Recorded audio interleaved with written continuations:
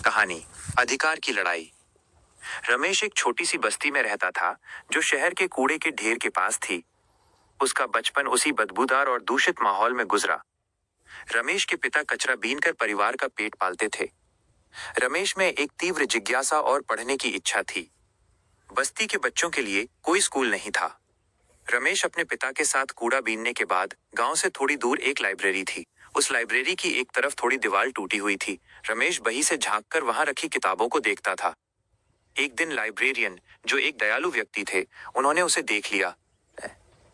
Librarian Shri Verma Ramesh को इस तरह किताबों को देखने की लगन से प्रभावित हुए।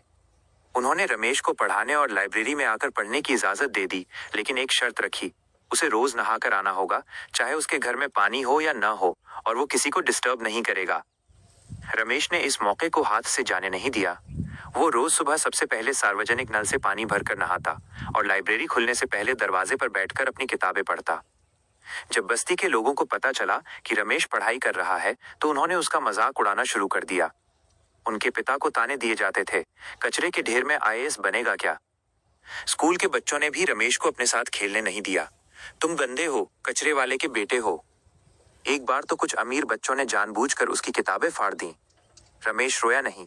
उसने फटी हुई किताबों को गोंद से जोड़ा और प्रण लिया कि वो अपनी सफलता से इन लोगों को जवाब देगा। रमेश ने अपनी मेहनत और वर्मा जी के मार्गदर्शन से 10वीं और 12वीं में टॉप किया। उसने शहर के सबसे प्रतिष्ठित कॉलेज में दाखिला लिया, लेकिन हॉस्टल में उसे कमरा देने से मना कर दिया गया, क्योंकि हॉस्टल कमेटी को लगा कि कूड़ा बीनने वाले के बेटे से अन्य छात्रों को परेशानी होगी। ये रमेश के लिए एक बड़ा झटका था, पर श्री वर्मा ने उसे समझाया, तुम्हारी असली लड़ाई अब शुरू हुई है। यह लड़ाई सिर्फ परीक्षा पास करने की नहीं, बल्कि अपने अधिकार की है। रमेश ने कॉलेज के बाहर एक झोपड़ी किराए पर ली और अपनी पढ़ाई जारी रखी। उसका लक्ष्य था आईएएस, इंडियन एडमिनिस्ट्रेटिव सर्विस बनना, ताकि वह उस व्यवस्था को बदल सके जिसने उसे समाज के कोने में धकेल दिया था। कई सालों की अथक मेहनत, त्याग और रात रात जागकर पढ़ने के बाद परिणाम का दिन आया। रमेश ने पूरे देश में आईएएस परीक्षा में टॉप किया। सबसे बड़ा मोड़ तब आया जब शहर के बड़े अधिकारियों ने, जिनमें हॉस्टल कमेटी के लोग भी शामिल थे, नवनियुक्त आईएएस रमेश कुमार का स्वागत करने के लिए एक शानदार समारोह रखा।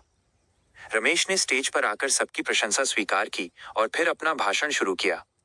आज मैं यहाँ हूँ उस बस्ती के पास वाले कूड़े के ढेर की बदबू के कारण नहीं, बल्कि उस बदबू से दूर भागने की ललक के कारण। मैं धन्यवाद देता हूँ श्री वर्मा जी को, जिन्होंने मुझे ज्ञान का रास्ता दिखाया, और मैं धन्यवाद देता हूँ उन सभी लोगों को जिन्होंने मेरा मजाक उड़ाया।